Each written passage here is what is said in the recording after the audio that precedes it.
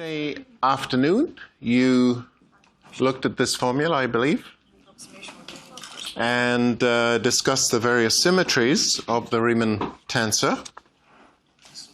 Now, just to remind you how we derive this formula, we showed you can always, so this is the general definition of the Riemann tensor, following from its definition as the commutator of two covariant derivatives acting on a vector. So you obtain this general definition. Notice it's obviously antisymmetric under mu goes to nu because it was defined as a commutator of grad mu, grad nu. But it's quite a mess in that form.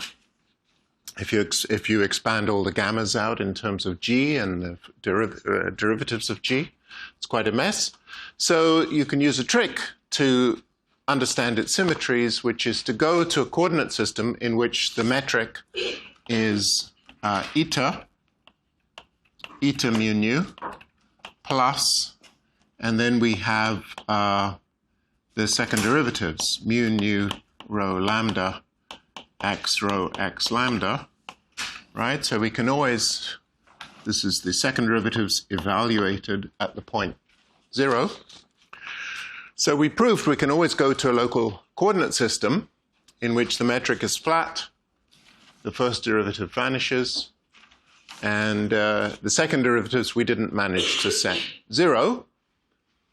And then I told you that, in fact, the fact that you cannot set the second derivative 0 is encoded in a tensor. And if a tensor is non-zero in one coordinate system, it's non-zero in all coordinate systems. So, and this tensor is the Riemann tensor. So, we've constructed such a tensor out of the second derivatives. We can always go to this coordinate system at any point. We can choose that point as the origin, go to a coordinate system in which this is true, and then we can drop the first derivatives of the metric, right? So in such a coordinate system, so this is in locally flat coordinates, or locally Minkowski coordinates. G is this, and the first derivative of the metric is 0 at that point, and that, of course, implies that the connection at the point is 0, because the connection involves first derivatives of the metric. If they're all 0, the connection is 0. So then it's rather easy. These terms are obviously 0, but the derivative of gamma involves second derivatives of the metric. If you just use the usual formula, plug it in, you obtain this formula. And the point of this is, now that I know the Riemann tensor at the point 0,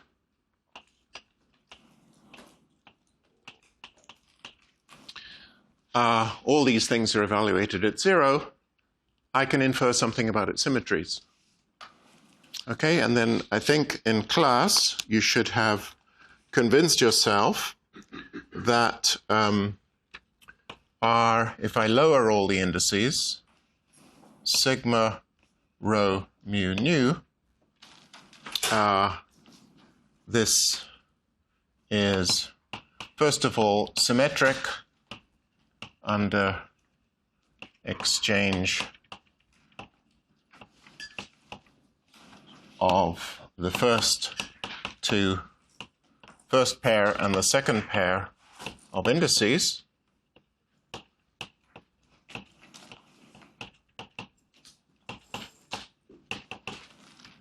Okay, so if I just flip, so this is equal to R mu nu sigma rho. Secondly, antisymmetric on the first pair and second pair of indices.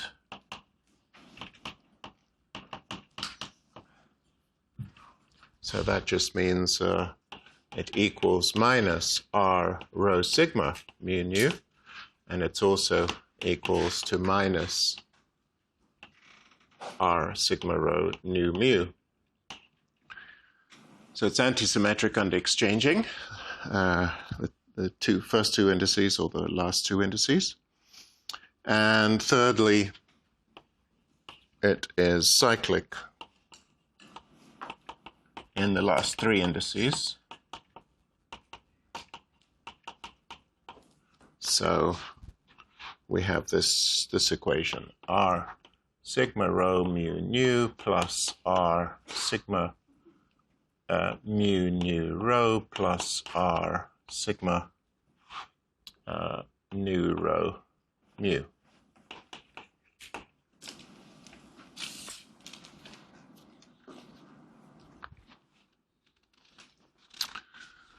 And then using these symmetries, in fact, you can prove, and I'll leave this as an exercise if you're interested, if you have an idle moment, which I doubt, but if you do, you can prove that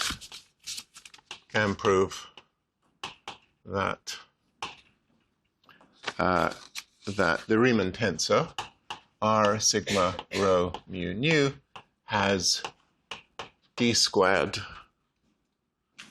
minus 1 over 12 independent components.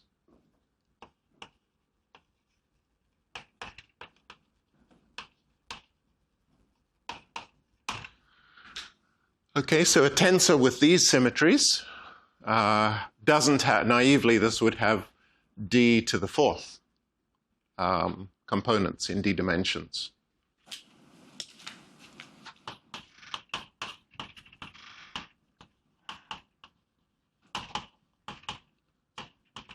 It doesn't have d to the fourth, it has much less than that because of these symmetries. And if you remember, which you probably don't, but if you do remember, this is exactly the number of second derivatives we were not allowed to set 0 by coordinate transformations. So the circle closes. This Riemann tensor really is the description of curvature of the space-time in terms of second derivatives of the metric.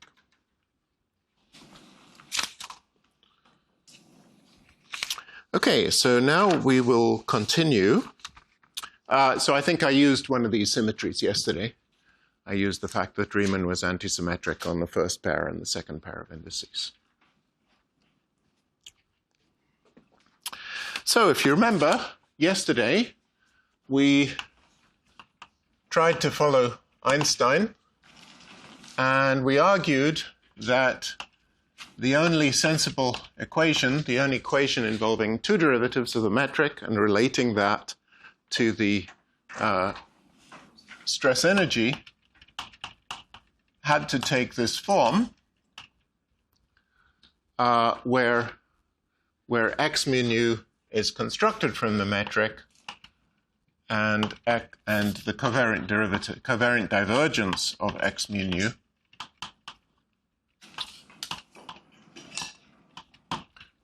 was 0.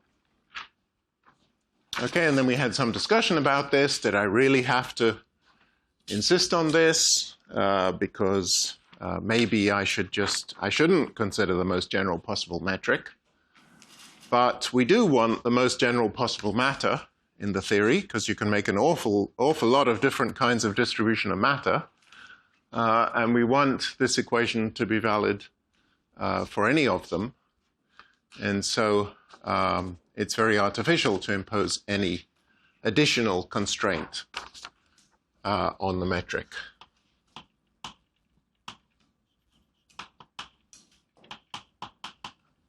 Okay, so this is what Einstein was looking for. And the constant is not yet determined. And then we saw that the candidate for x mu nu is G mu nu, the Einstein tensor, which is the Ricci tensor minus a half G mu nu times the Ricci scalar. And the reason is that this identically obeys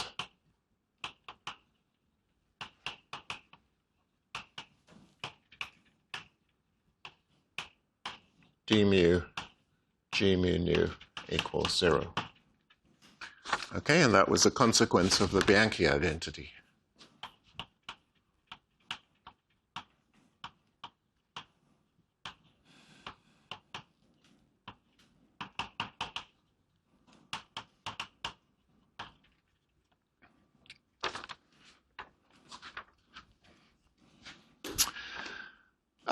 Okay, so in this lecture, we're now going to calculate G mu nu, Einstein tensor, in the weak field limit when G is eta plus H and H is small.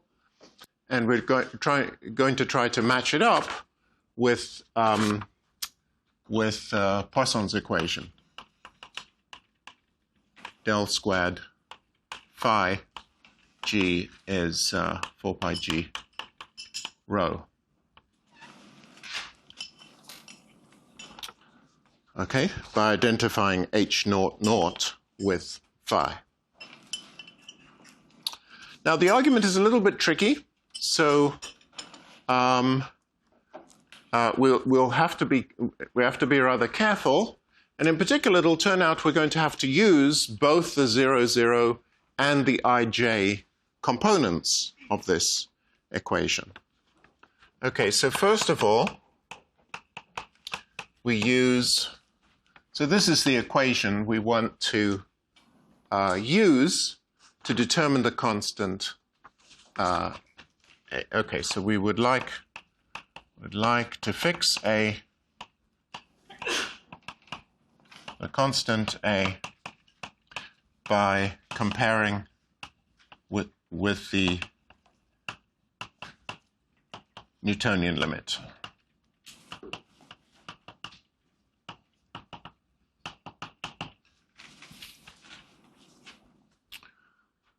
Okay, so we have this equation as a proposal for our theory of gravity. So let's first consider the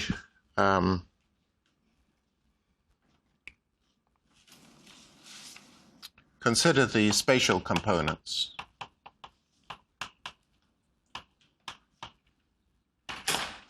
of one.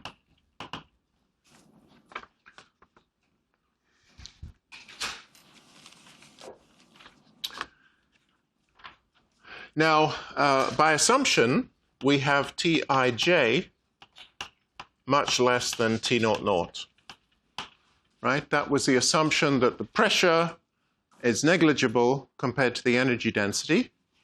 And for typical forms of matter, like a gas, the pressure depends on the square of the velocity of the particles. So this is the same as assuming the velocity of the particles is much less than the speed of light. But that's the assumption in the Newtonian limit. It's very valid for the Earth or for the Sun. The spatial stresses are much smaller than the energy density. So when we look at this equation, essentially the Tij we can neglect. And so this tells us that Gij is small, i.e. Rij is approximately 1/2 delta IJR. Okay, so if I just ignore the spatial spatial stresses, then I must have the Einstein tensor Ij components being small, and that means that the Ricci tensor spatial components must equal 1/2 the Ricci scalar.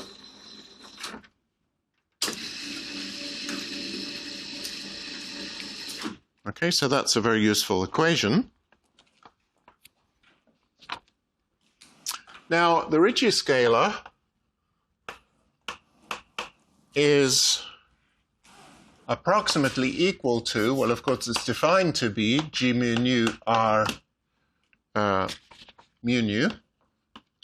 And that's approximately, because G is approximately eta. Remember, this R mu nu will go like two derivatives of H mu nu, because G is eta plus H.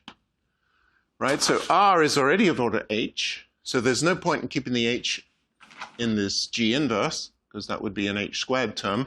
So you can replace that G with eta mu nu R mu nu. This is still first order in H. And this is equal to minus R naught naught plus, and then here I have RII, okay, because the ij components of eta are just delta ij. So I have delta ij times rij, and that's just the RII, the trace. But we have from here that the trace is 3/2 times R, minus R naught naught plus 3/2 times R.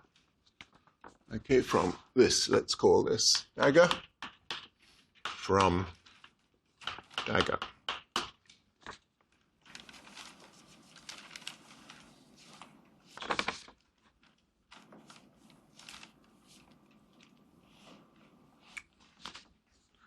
And so solving this equation, we see that the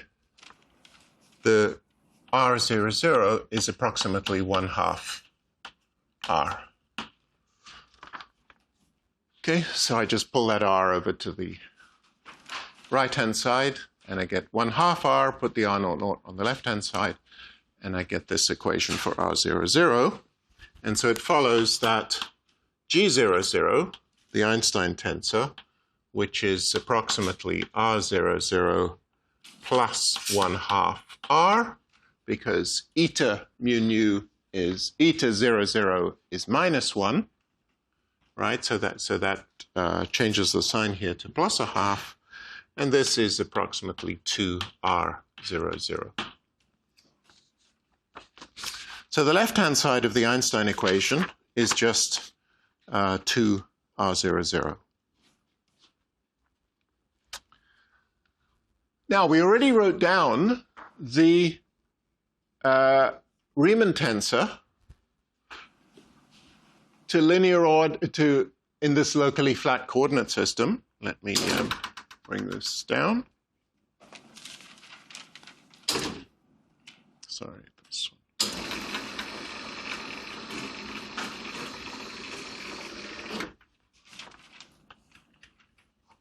So that's the Riemann tensor. And it follows from this equation, let's call that star,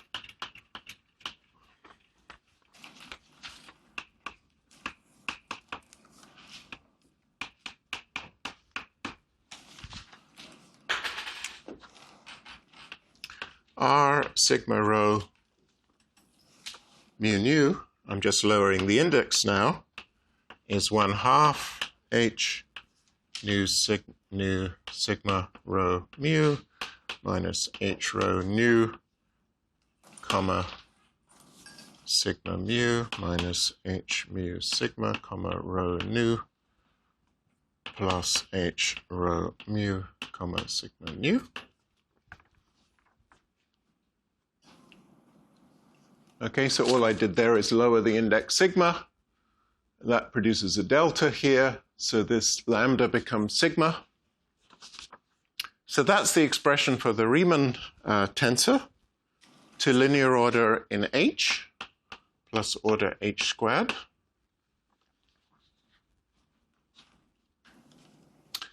And all I want to do now is to calculate the Ricci. I need to calculate R naught naught. So R naught naught is just eta. I've got to contract the first and third indices. So So it's eta sigma mu r sigma rho mu nu. These indices are the rho and the nu. Okay, that's R naught naught. It's just the contraction of the Riemann tensor. That's a sigma.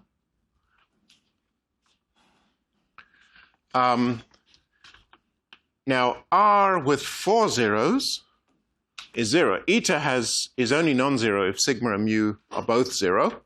But R with 4 zero indices is 0 because R is antisymmetric. So this is R 0, 0, 0 with the minus sign, but that's 0. And then we have plus R, and then here we have I 0, I 0, because eta with two upstairs indices is just delta ij.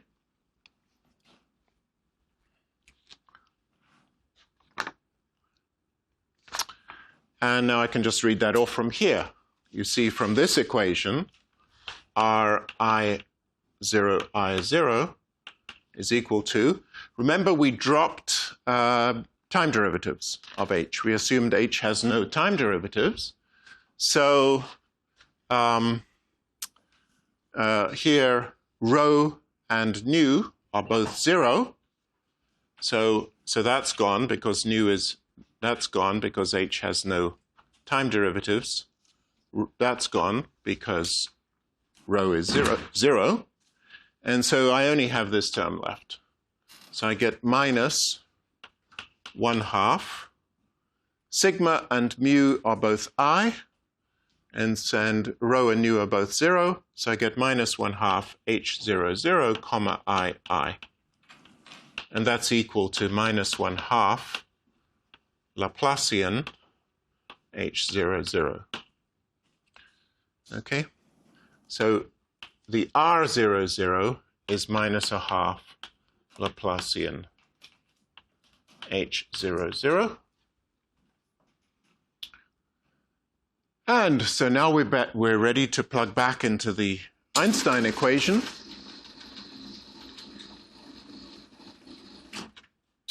Okay, so back to equation 1. Take the 0, 0 components, and we've got A times G0, 0, which is approximately, using this equation, let's call that 3 daggers.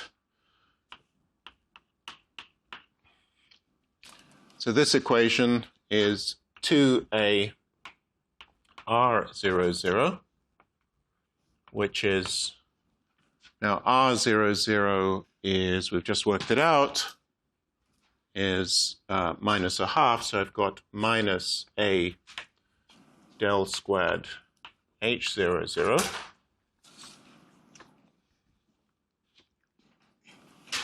And this is supposed to be equal to 8 pi g, question mark, 8 pi g T0, 0. Right, but T0, 0 is 8 pi g rho matter, because I'm using C equals 1. Okay, and we also remember that H0, 0 is minus 2 phi g. The relationship between H0, 0 and the Newtonian gravitational potential is just that H is minus 2 phi. And so what we have from this is that, so I have a 2 on the left-hand side, so I have A times d squared phi equals 4 pi g rho m. And so this is correct if A equals 1.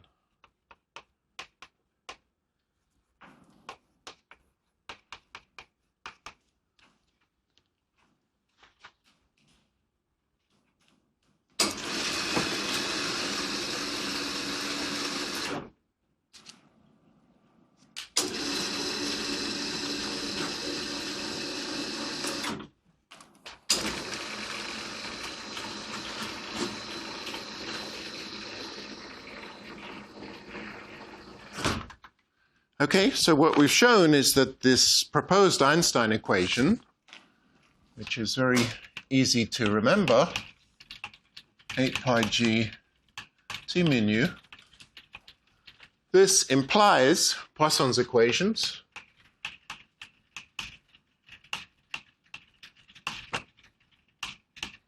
in the Newtonian limit.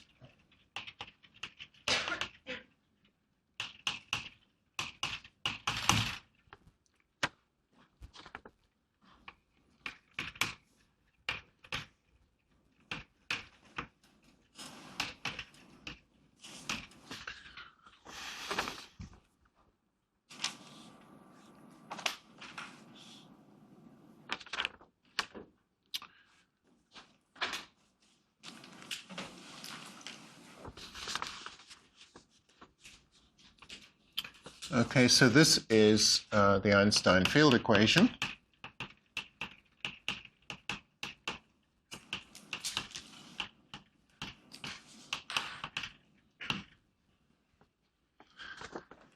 I set the speed of light equal to 1. It's easy to put it back by units, bearing in mind T is an energy, and G is a... What are the units of G? The Einstein tensor. Metric is dimensionless, so what is this? L to the minus 2. Yes, so it's a length to minus 2. It's two derivatives acting on the metric. This is length to the minus 2. G is an energy, T is an energy. Put in the units, and you'll find there's a C to the 4th.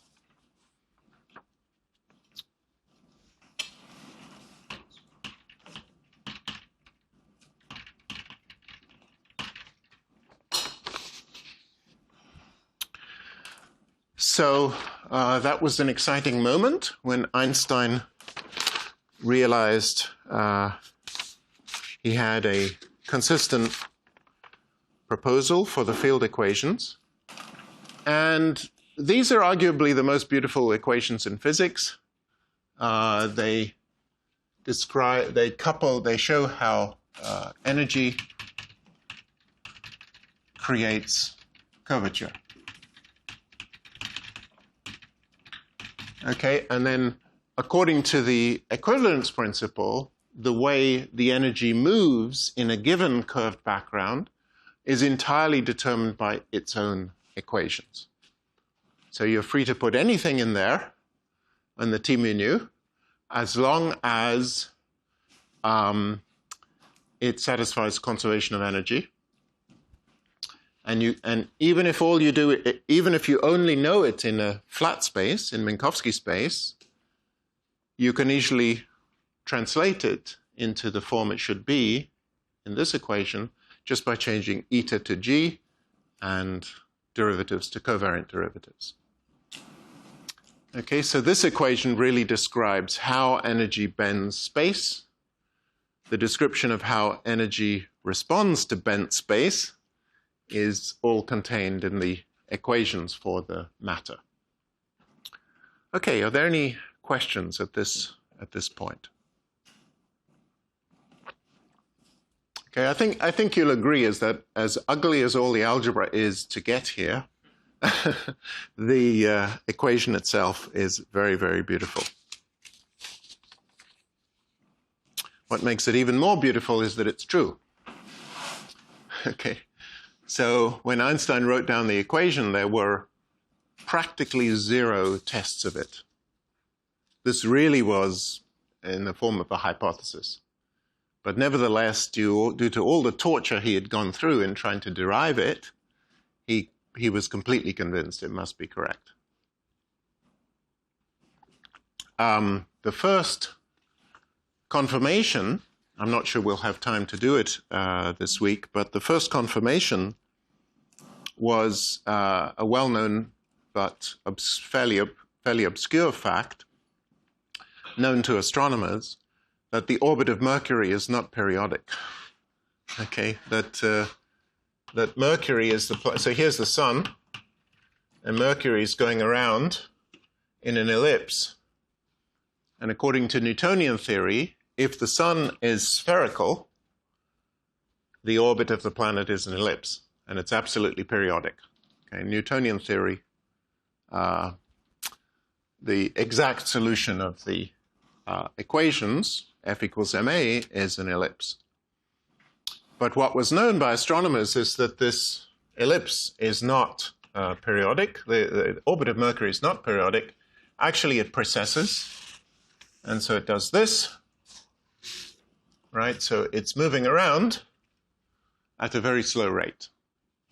And even in the 19th century, this was known to be not zero, and actually it was measured to be 43 arc seconds per century.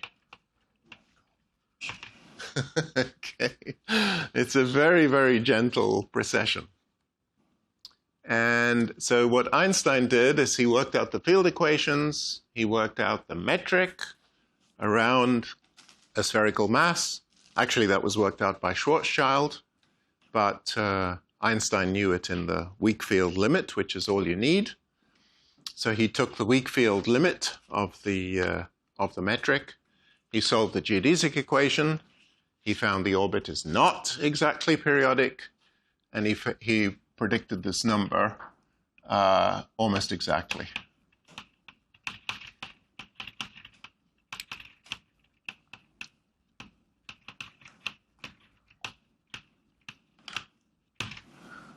Okay, with no free parameters at all. So that was pretty stunning confirmation. And then do you know what the second dramatic confirmation of general relativity was? Bending of light, yeah, bending of light, lensing, gravitational lensing. So yeah, this was Mercury. So this was confirmation number one. Confirmation number two was the prediction that when we look at light coming near the sun,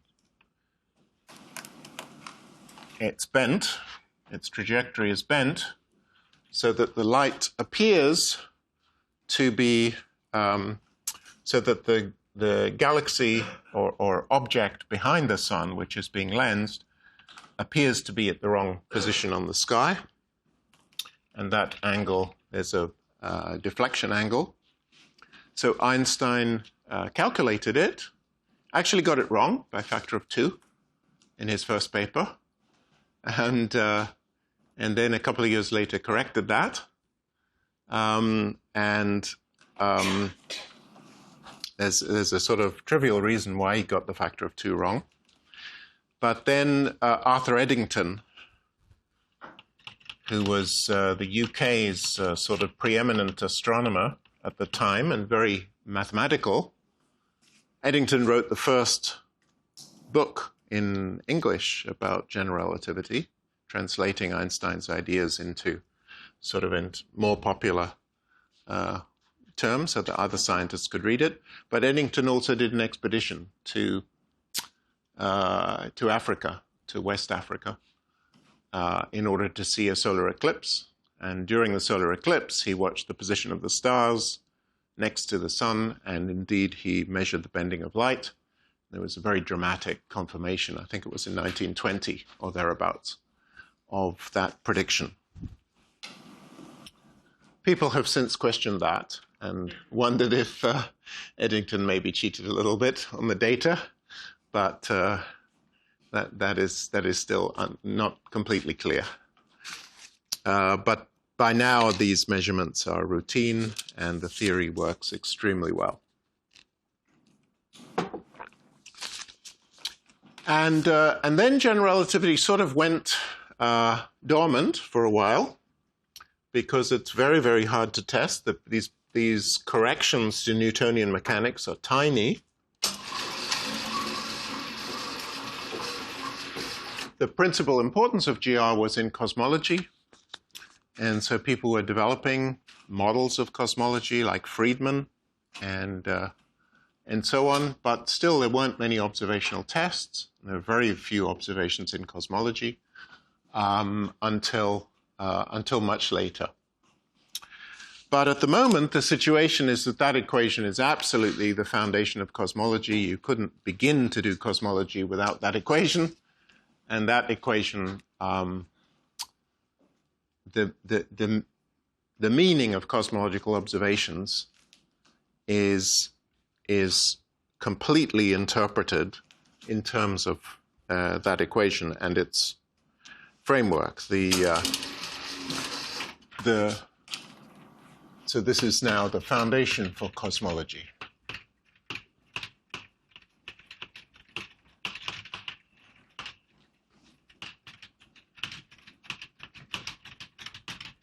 So every concept which the astronomers have, like redshift or Hubble constant or whatever, all of those concepts are just explained within or defined within the framework of general relativity. It's quite hard to imagine doing any science with gravity today without using general relativity. So what we're going to do now is study the prediction of gravitational waves, which was confirmed so excitingly 2 years ago, and which is still really the frontier for gravitational physics.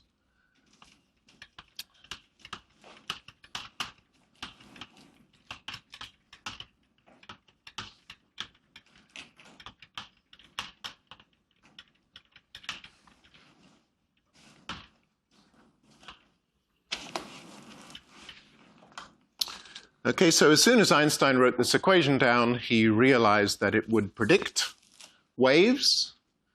Basically, if you throw away the t mu, just like with Maxwell's equation, we threw away the j nu, and we looked at the equation d mu f mu nu equals 0. Well, we'll do exactly the same in Einstein's theory. We'll throw away the stress energy and ask, are there any solutions to g mu nu equals 0? And because it's a second derivative equation, because locally it's going to look like Minkowski space with the metric will be Minkowski with a small fluctuation, it doesn't take a genius to realize that it's very likely to have wave solutions. In this case, it did take a genius to realize it, but it wasn't such a dramatic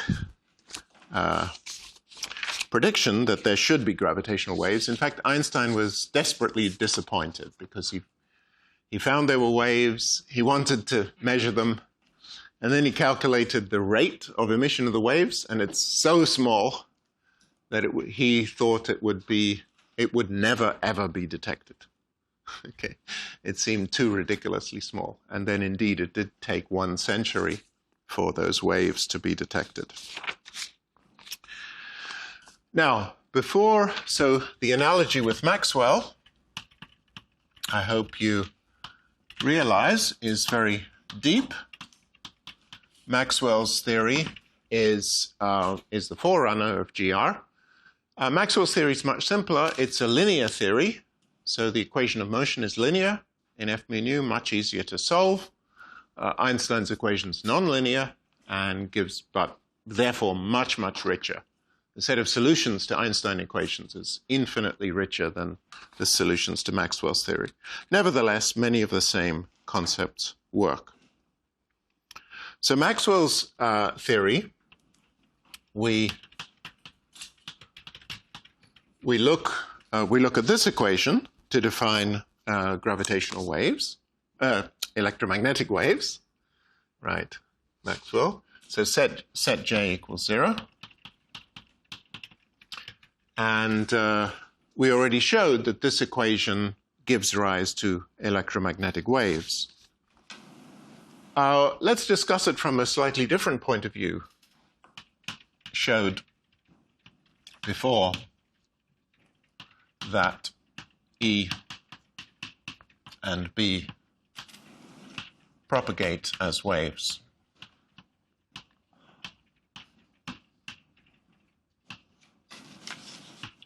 At the speed of light. So we expect exactly the same thing here. but this time it'll be the metric and the perturbation of the metric that will go at the speed of light. But let's do it this time in terms of the gauge field, or the vector potential. F mu nu equals d mu a nu minus d nu a mu. And it's really this vector potential that's analogous to the metric. A mu is analogous to the metric. Because, why is that? Well, the metric is something which changes under coordinate transformations, so you shouldn't, the actual form of the metric should never be taken too seriously, because you can just change coordinates and change its form completely. Same is true of A mu. A mu is the vector potential in some gauge, right? So this is, so gauge transformations. A gauge transformation,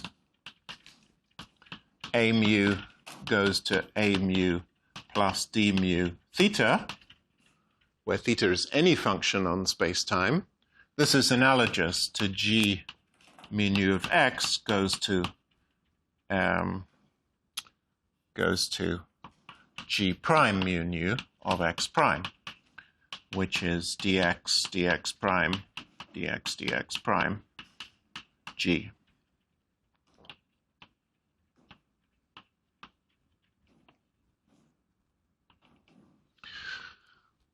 Okay, obviously it's a more complicated transformation formula, but the principle is very similar. That these objects are useful calculational devices, but their specific exact form should never be taken too seriously.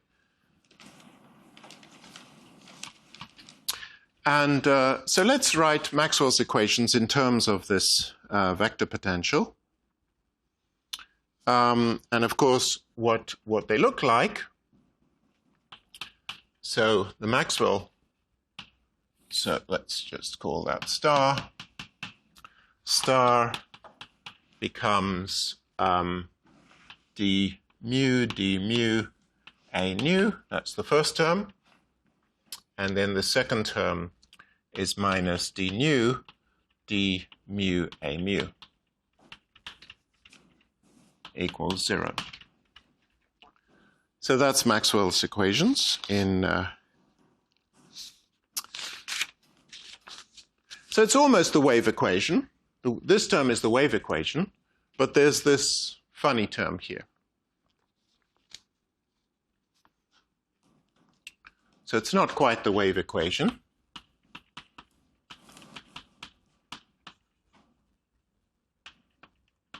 For A mu, in fact, what we can do is Fourier transform to understand the solutions of that equation. It's useful to Fourier transform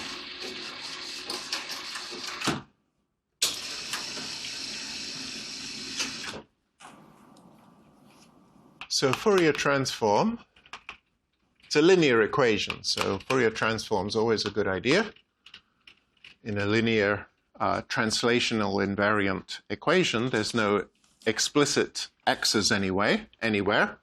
So if we write A mu as the sum of epsilon mu e to the I k dot x. Okay, so this k dot x means k mu x, k nu x nu, which is k naught, which is minus k naught x naught plus k vector k dot x. Okay, so that's the exponent. So if I write A as this and plug that into the equation, actually let me call this, I'm going to call this A twiddle mu, that's the Fourier transform of A. So A mu of x is the sum over k of A mu twiddle of k. And then then we have k squared minus, I'll write it this way, k squared delta mu nu minus k nu k mu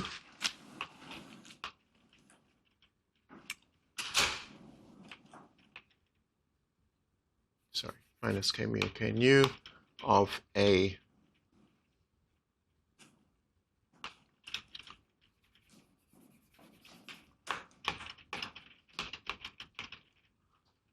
equals 0. Okay, so let's call this one star star. And so star star becomes this equation, right? So when I Fourier transform, I can just replace derivatives with ik. And so here I get minus k squared, and here I get plus k mu k nu. And I can combine these two terms by putting a delta mu nu in here so that this acts on the A nu to give A mu. And so this is the equation for A. This is a twiddle of K. And notice it's just an algebraic equation, right? This was a differential equation. This is just an algebraic equation. And this quantity here is just a matrix operator.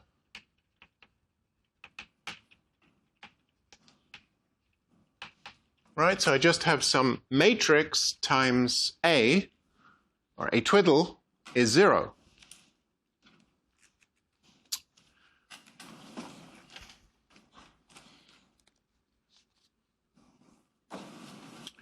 Now notice that the matrix has zero eigenvalues.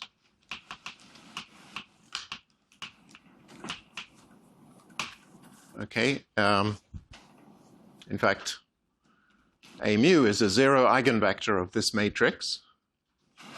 And in particular, this matrix, k squared delta mu nu minus k mu k nu, can you tell me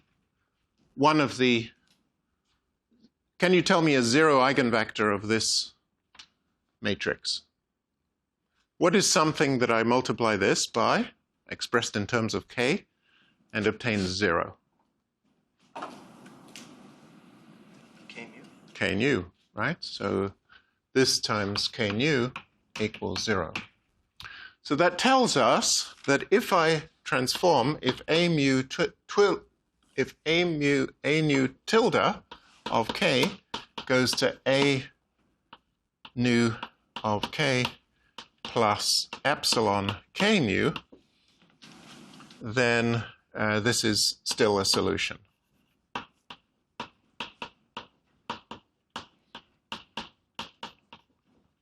For all epsilon.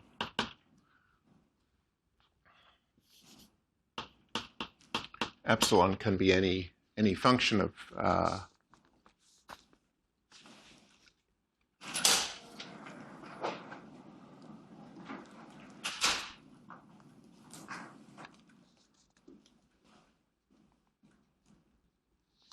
and that corresponds to the gauge freedom.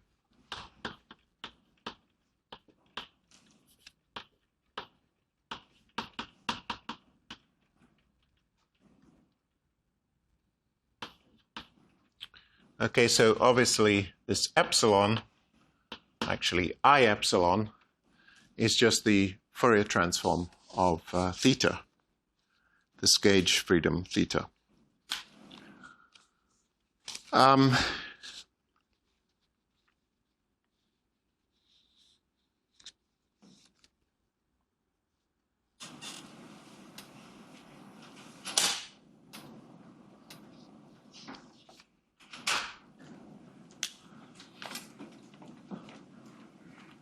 So to solve the Maxwell equations,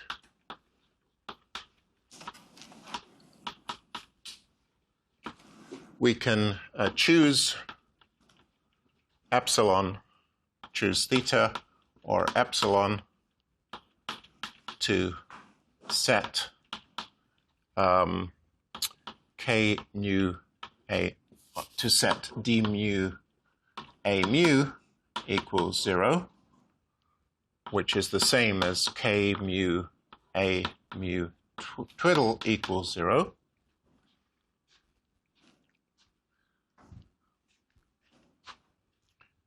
And then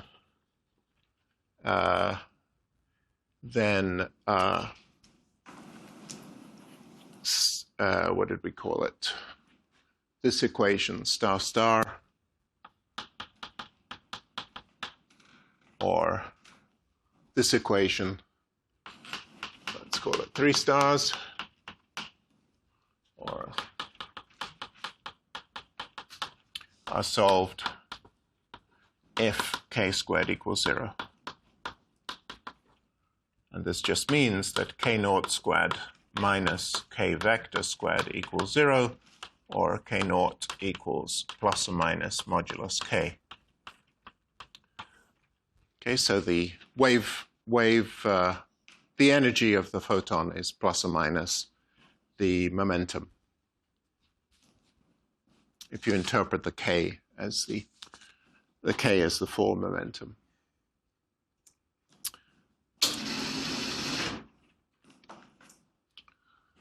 Okay, so that's electromagnetism, that it has this gauge freedom, and in fact we can use the gauge freedom to get rid of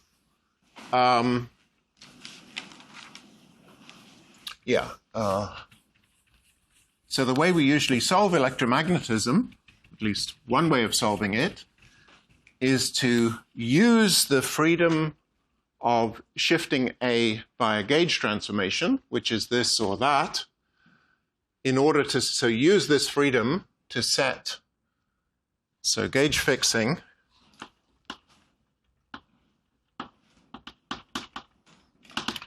we set d mu a mu equals 0. This is called Lorentz gauge.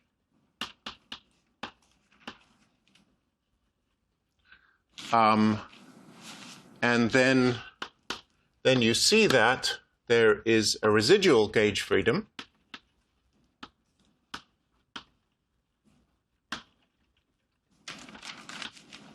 which is that a mu goes to a mu plus d mu theta with d squared theta equals 0. So even when you fix the gauge freedom, but you use up this freedom to set d mu a mu to 0, there's a residual gauge freedom because you can always shift A by something proportional to k that doesn't affect this condition because k squared is 0. Okay, so a mu twiddle goes to a mu twiddle plus I epsilon k mu with k squared equals 0. So what you see is this gauge freedom actually allows you to set two things to 0. You've got 4 components of the vector potential, 0, 1, 2, 3. One of them is set 0 in this condition. That's a single algebraic condition on a twiddle. That's the k mu a twiddle equals 0. But you still have a residual gauge freedom, which you can use to set another component of A to 0. The component along the k vector can be set 0. And that's how you go to 2 transverse modes.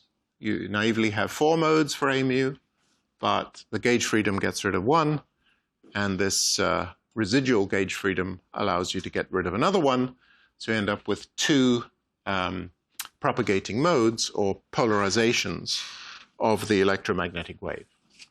So we're going to do exactly the same thing for gravity, which is a little bit more complicated, but the principles are very similar.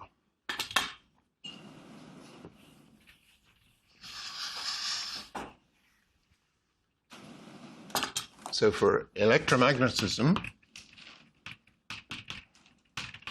a mu, 4 components, goes to 2 degrees of freedom, to propagating. Well, let's see. We do gauge fixing and what should I say? Yeah, let me just write it down. There's this.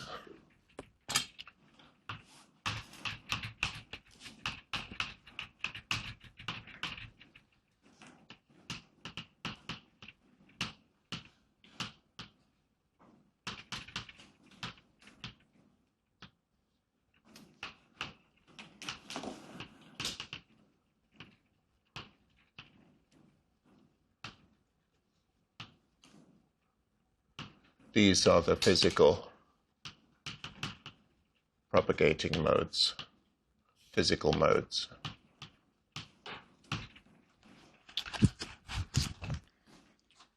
So in general relativity, we're going to have many more components. We're going to have 10 components of the metric, and we're similarly going to get rid of 8 of them.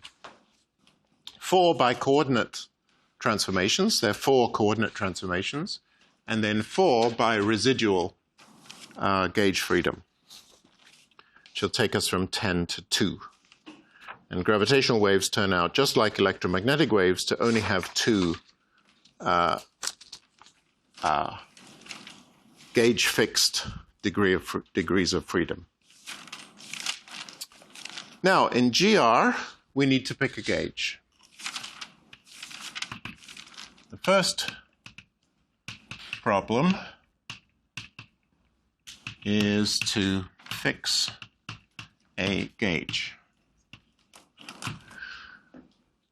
Gauge freedom in electrodynamics was a choice we make to remove this freedom under A goes to A plus gradient of something, okay, because the physical quantities are the field strengths.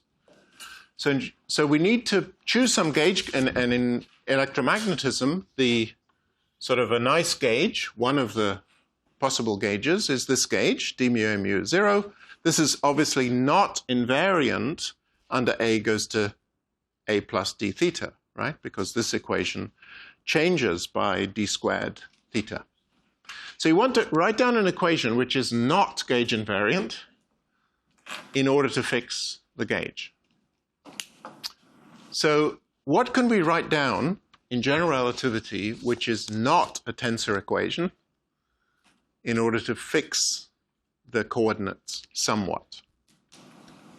Okay, so we have g mu nu, we have gamma, alpha, mu nu, we have various other things. What could we do to write down? We need to write down something which fixes the freedom to change coordinates. Actually, let me say a little bit more about this freedom to change coordinates. I told you already, it's this equation up here. So g prime mu nu is equal to g mu nu of x times dx dx prime dx dx prime.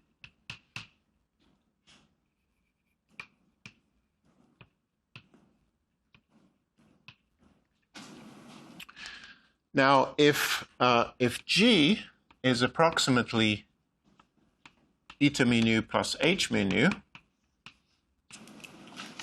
right? So both these metrics are going to be close to flat space, and so g prime mu nu is going to be approximately eta mu nu plus h prime mu nu.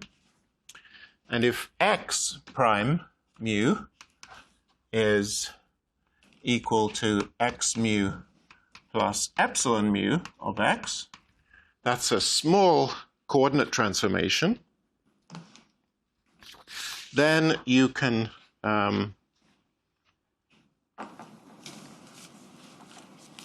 me see, where is this?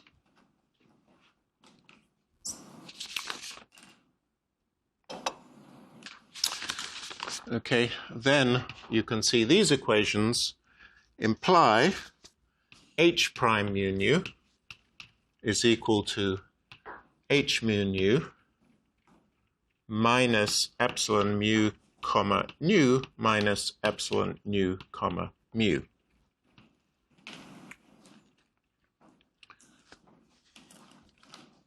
Okay, so I'll just leave it to you to check that.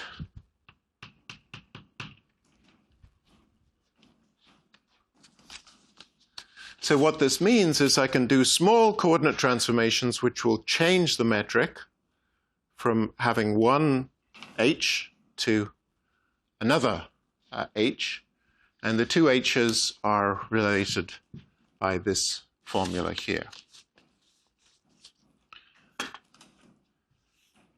Okay, so this is really analogous to this equation up here. A goes to a mu plus d mu theta. A has a single vector index, theta is a scalar. This is more or less identical, except the h has two indices and the epsilon is a vector. Okay, so that means that instead of a single gauge degree of freedom, this theta quantity in electromagnetism, we have four of them. It's one gauge degree of freedom for each mu. Okay, so epsilon mu corresponds to theta in EM. So we have 4 gauge degrees of freedom. Or 4 degrees of freedom in the gauge transformation, let's say that. 4 DOF in the gauge transformation.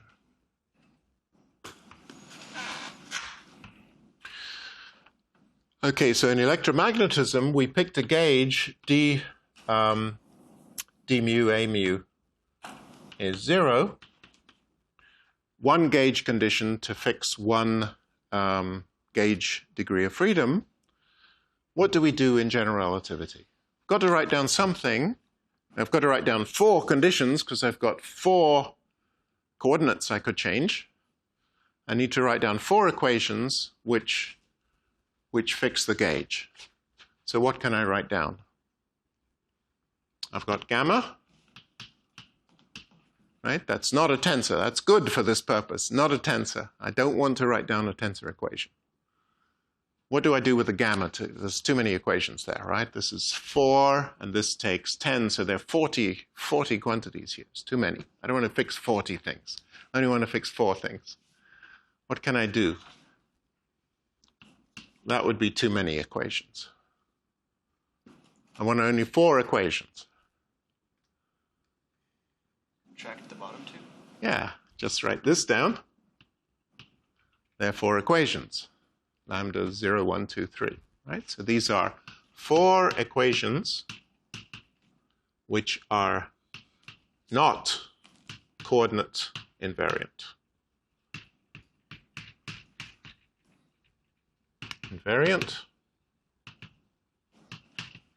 And therefore fix the gauge.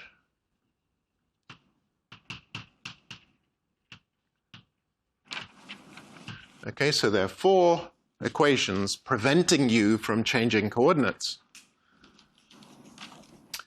Okay, so this is a well-known gauge. It's called a harmonic gauge. So this is harmonic gauge. It's completely analogous to Lorentz gauge. It's called harmonic gauge, and I'll explain why. It's harmonic gauge because if we work out the Laplacian on a scalar quantity, we get something like this. See, the Laplacian on a scalar in 4D in a curved background is defined this way, where these are covariant derivatives. Now, the covariant derivative on a scalar is just the ordinary derivative because there are no indices on the scalar, so you don't need the connection. But this term generates a connection. So this gives you g mu nu d mu d nu phi minus gamma mu nu lambda d lambda phi.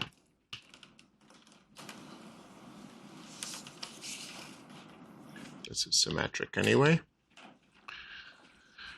And this is equal to, in this gauge, in harmonic gauge, the second term vanishes.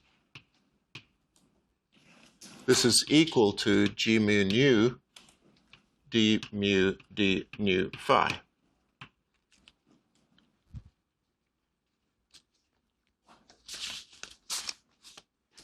Sorry, it's in the way.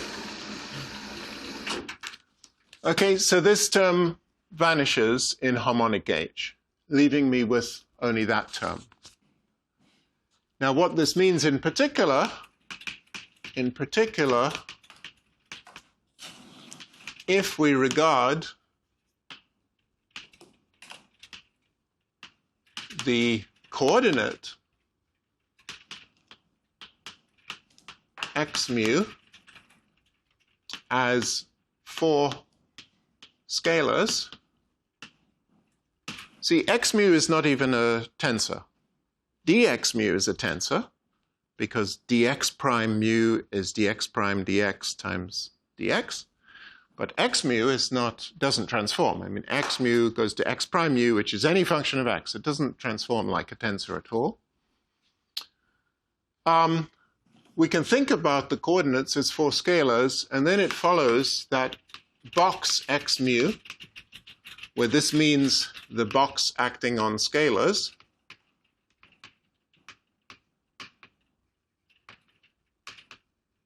equals g mu nu d mu d nu x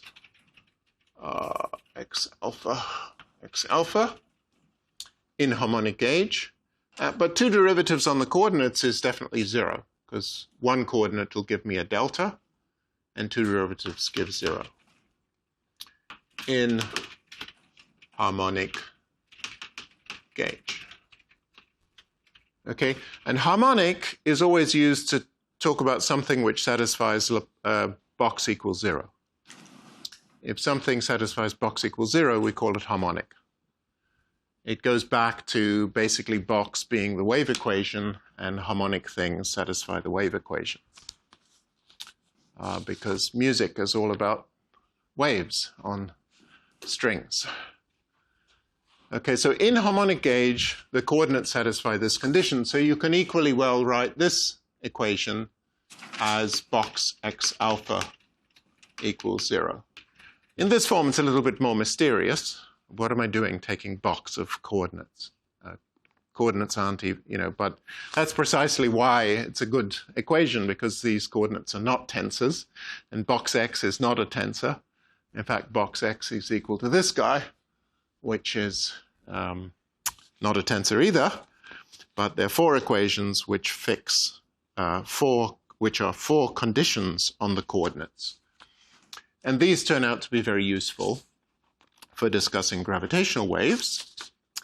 Now, as we saw in electromagnetism, these conditions are not enough to completely fix the A mu, because I can still shift the A mu by something proportional to k, where k squared is 0, and I still satisfy the equations.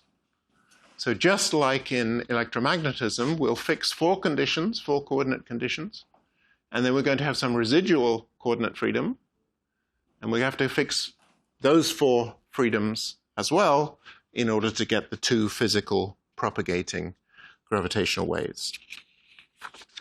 So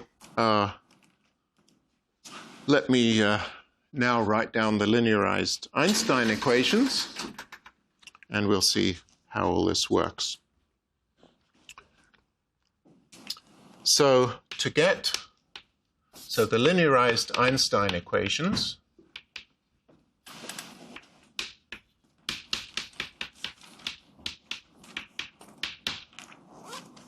So we start from g mu nu equals 0. Of course, g mu nu is nothing but r mu nu minus 1/2 g mu nu r.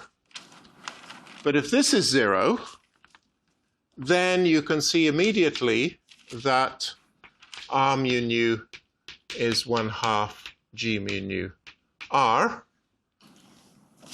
And now I can multiply this with g mu nu. So multiply with g mu nu with upstairs indices, and we see that r is equal to, so g with g is delta mu mu, which is 4, the number 4.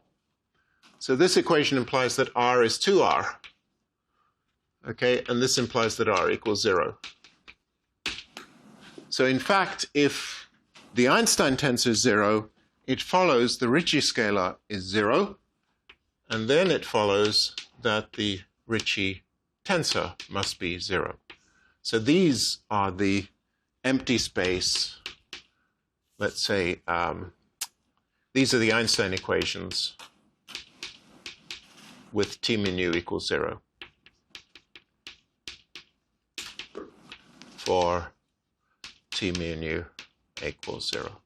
You can write them as the Einstein tensor equals 0, but actually that implies the Ricci scalar is 0, and therefore the equations are just the Ricci tensor is 0. Now the Ricci tensor, we can just work out if g mu nu is eta mu nu plus h mu nu, then we just take our formula above for the Riemann tensor, contract a few indices, and we get r mu nu is 1/2 h lambda nu comma mu lambda minus h mu nu comma lambda comma lambda comma lambda minus h lambda lambda comma mu nu plus h lambda mu comma lambda nu.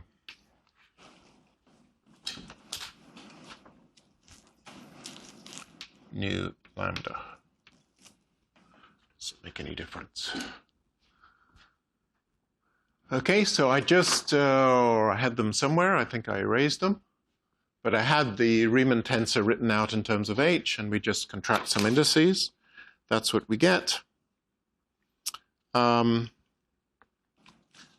This term is nice because it is box. This is box h mu nu. The other terms are kind of ugly. So let's reorganize that. We get minus 1/2 box h mu nu.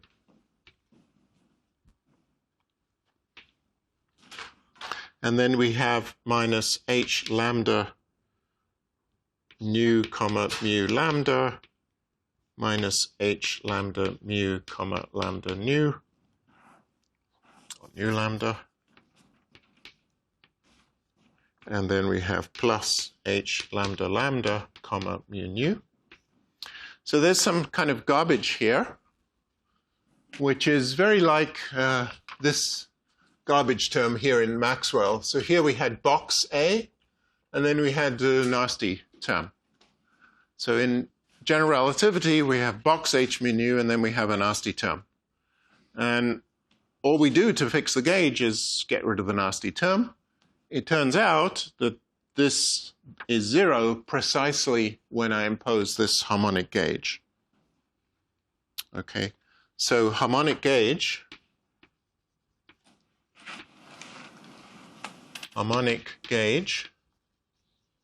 is just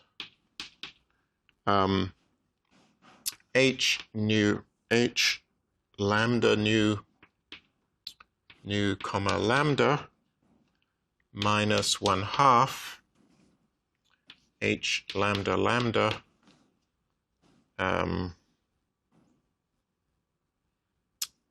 comma nu equals 0. Okay, so harmonic gauge obviously involves one derivative of the metric. And so I just invite you to work out that equation. So you can just take eta mu nu gamma mu nu lambda. This involves one derivative of the metric. There are three terms in here. Work out the three terms and re-express it as this. And then one can show that in this gauge, all of this vanishes.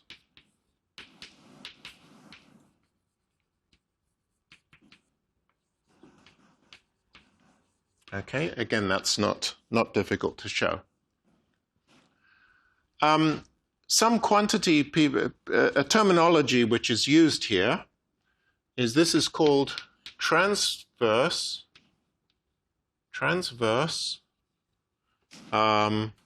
trace reversed gauge. So harmonic gauge for the linearized theory is called transverse trace reversed, also called TT gauge. Let me just explain the terminology. So I have h lambda nu. Okay, that's my metric perturbation. I happen to have raised one index and lowered the other. That's my metric perturbation. If I consider this quantity, h lambda nu minus 1/2 h, let's write it this way, alpha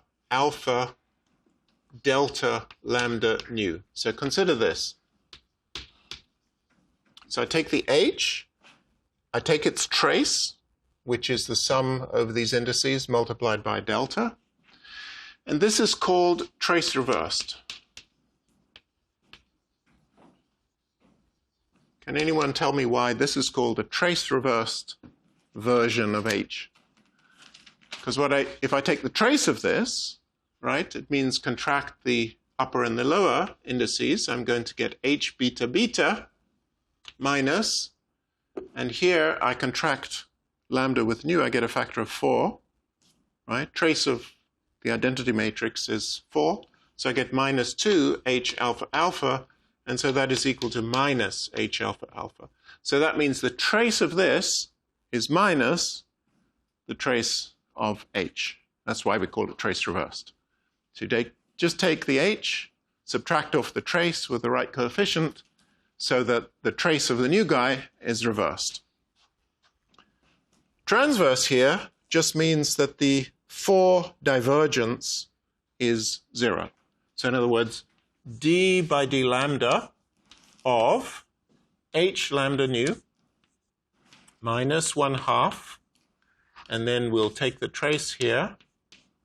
Let's call it alpha so we don't get confused. Alpha alpha, this guy, times delta lambda nu equals 0. Here is exactly my trace reversed, h.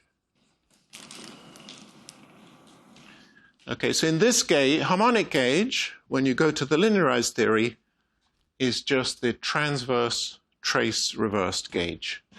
Yeah, sorry, I shouldn't have written on that one. Some of you probably can't see that. Write it out again here. So d lambda of h lambda nu minus 1/2 delta lambda nu h alpha alpha equals 0. Transverse means when dotted with the derivative, the 4 divergence vanishes, and trace reversed is this. So in this transreversed, this TT gauge, transverse trace reversed gauge, R mu nu is minus 1/2 box H mu nu.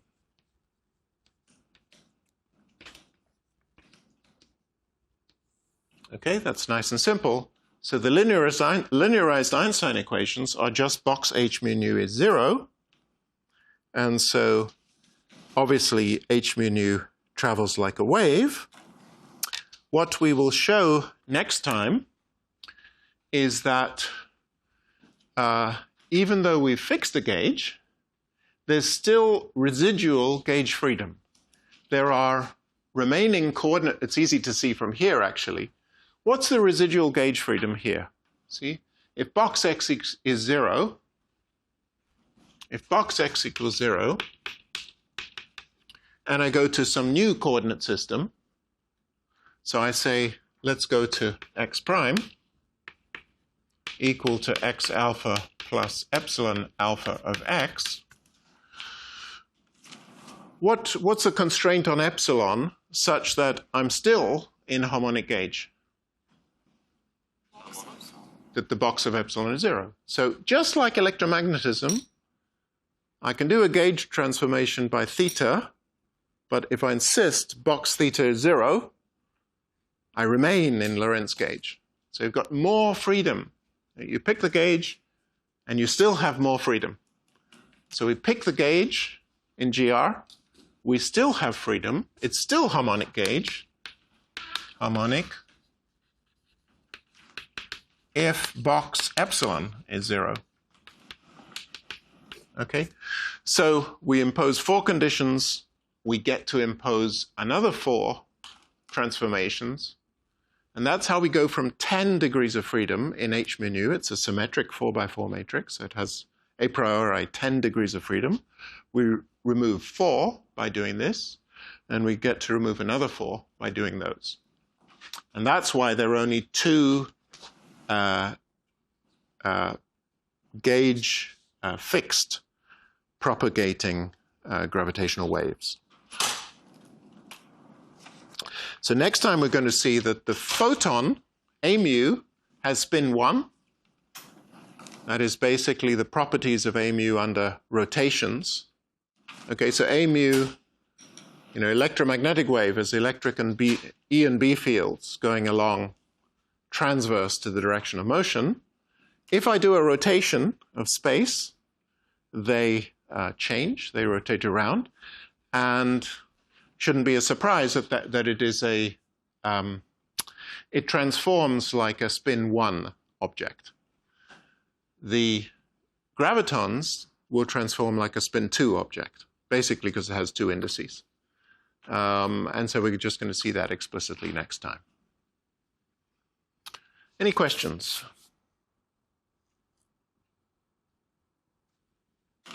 Yeah. Is there like a gravitational cosmic microwave background? Yes. Yes, there should be. So gravitons interact extremely weakly. Okay? So if the universe is full of gravitons, gravitational waves, they just travel right through us. Because if you think, what is a gravitational wave? It's just a distortion of the metric, right, by a small amount. The LIGO detector is capable of measuring H values down to 10 to the minus 21. That was their detection, right? The magnitude of H mu nu is 10 to the minus 21.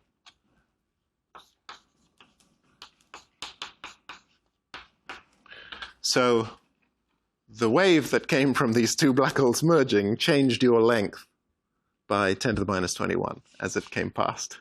It's not a big deal, okay? And so these waves interact extremely weakly with ordinary matter.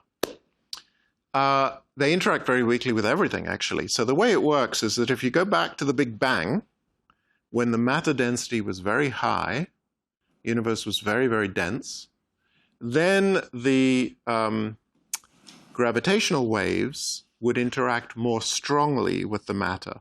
And the reason is that each individual particle has very high energy.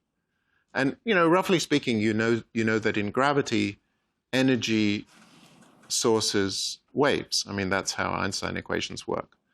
So the only way to change a wave is for the energy to do that.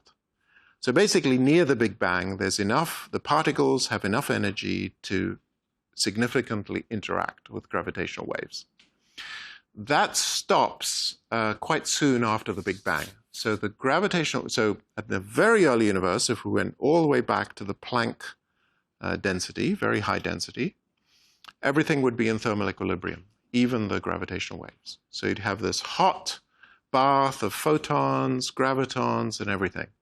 Then as the universe expands and cools, the energy of the particles goes down, and the gravity waves, we say, decouple.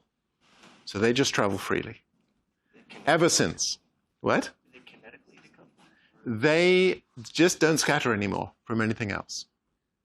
So that's actually a fantastic thing, because it means that, they decouple when the energy of the early universe, the temperature, is not far below the Planck mass. I mean, it's about a factor of 100 below the Planck mass, basically the fine structure constant, I think squared. So maybe it's 10 to the 4 times below the Planck mass. So just below the Planck mass, they decouple. And ever since that time, these thermal gravitons would have traveled freely through space, and we should be bathed in them right now.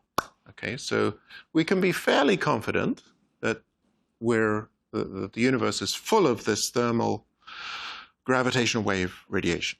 Now, the really interesting thing is, can we detect it? Okay, so until quite recently, this seemed to be hopeless.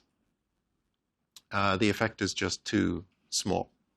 These waves would do almost nothing to any interesting detector.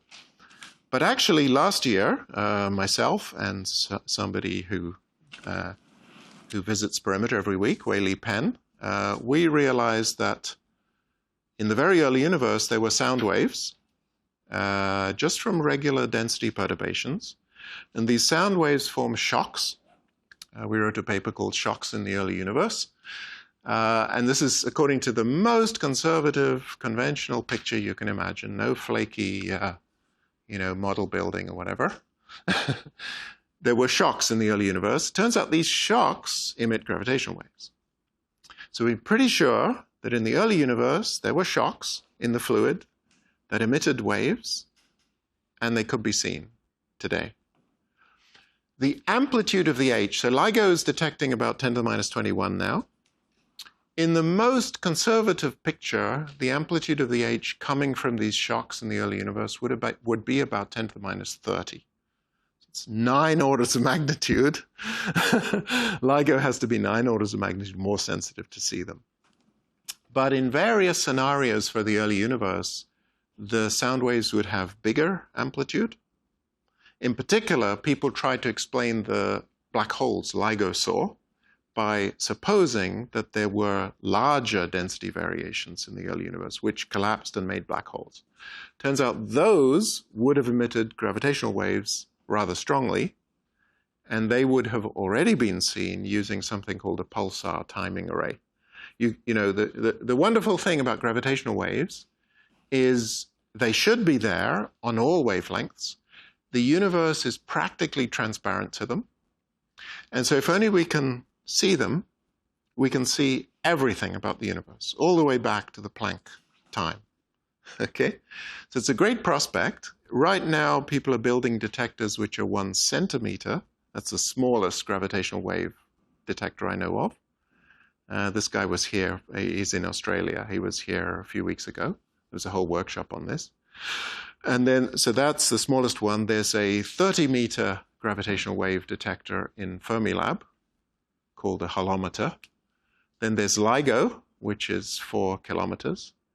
Then there is LISA, which is a satellite, proposed satellite to orbit the Earth, and that will be looking for gravitational waves of wavelengths 1 million kilometers. Okay, it's in space, and you look for these waves. And then, but right now we can measure pulsars, which are spinning neutron stars, and these have light year separations, and we use them as a big gravitational wave detector in the sky.